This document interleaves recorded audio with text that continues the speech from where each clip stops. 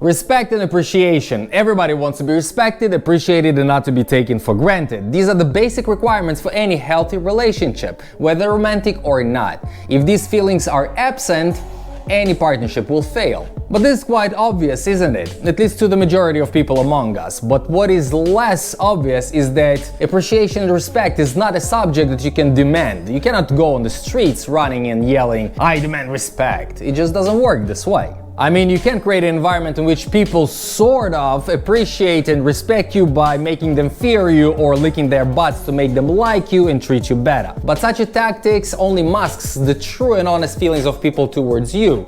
And when the shit hits the fan and masks come off. I don't envy you if this is your tactic. For example, let's take Stalin. Stalin was feared, pretty much, thus respected. But in the history he will go down as someone you want to spit at just from hearing his name. In military, when a soldier wants to become an officer, he needs to receive letters of recommendations from his commanding officers. I had opportunity to fill such questionnaires multiple times, and there's a lot of blah blah blah and a lot of water in them. But there were two questions that I felt a great sense of responsibility answering. Question number one was, would you or would you not take him or her to the battle with you, and why? And question number two, would you or would you not follow him or her into the battle, and why? You will ask me, VM, what the hell it has to do with being respected, appreciated, and so on, and what are these military shticks have to do with relationships? And I say every single thing. Are you someone to be respected and truly to be appreciated in your relationship? And if your man doesn't respect you, where did you fail? And this is our subject for today. This is VM, your guiding light. Let's begin. So here we go. Are you the woman whose character, behaviors, values, attitudes draw respect and appreciation? And what are you doing wrong if your man's answer to this question is no?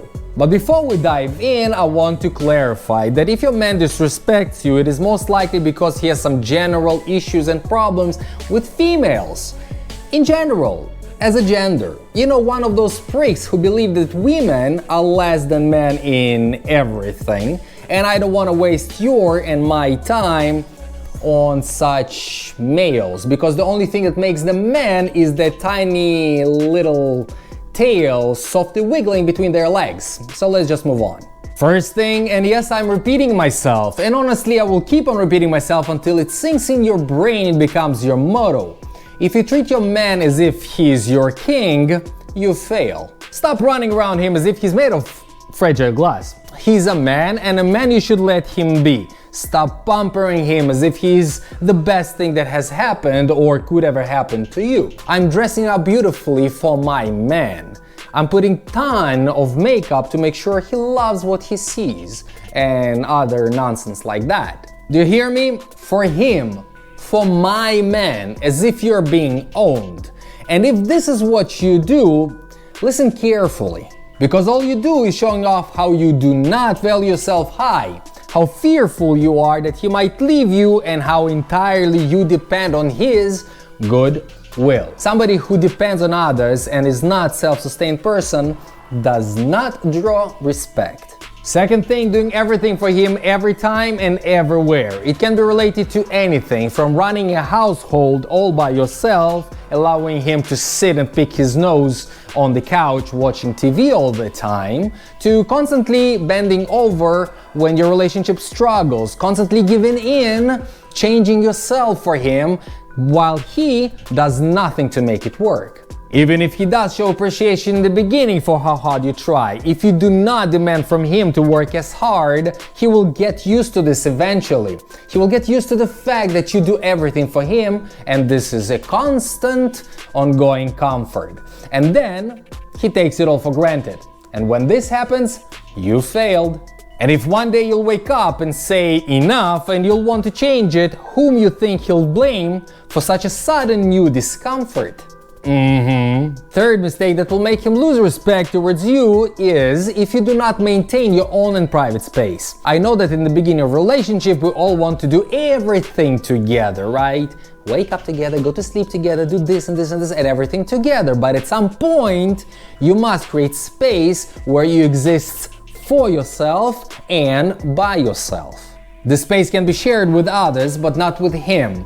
At least the space doesn't require him to exist and for you to enjoy it. The fact that you have something of your own will boost your individuality and self-satisfaction in the relationship, and he will know that without him, you ain't not lost. But if you need him every time and everywhere, he might take it as if without him, you are nothing. Fourth thing that will make him disrespect you is any type of dependency, especially the financial one. I don't know what to say about this beyond of saying that you should pay your bills, or at least be able to do so if needed. A lot of men live by a belief that if they support their women financially, they get a free ticket to do whatever they want. Bitch, please. Therefore, unless this is some kind of an arrangement between you both that has been agreed upon in advance, be self-sustained financially. And in general, the less you owe to each other, the better. I know it sounds ugly, but as ugly as it is, this is also 100% correct. You live together, but not off one another. Take it as a rule. The less you owe, the less you're getting owned. And last point for today is that he will never respect you if you don't respect yourself and you let him disrespect you. Now here's the thing, we all have to put boundaries in our relationships. Everybody has their own set of boundaries which we have to protect and put in place everyone who violates them. But what happens if you let and forgive such violations on the daily basis? Forgiving is great and only strong ones know how to forgive, but only blind ones forgive more than it would be okay. How many times we've heard about women who got assaulted by their man, whether physically, mentally, doesn't really matter. And how many times we've heard about women staying or going back to the men who proved themselves unworthy, right? We've heard those stories at least once too much. Getting out of such a loop is a huge and painful struggle.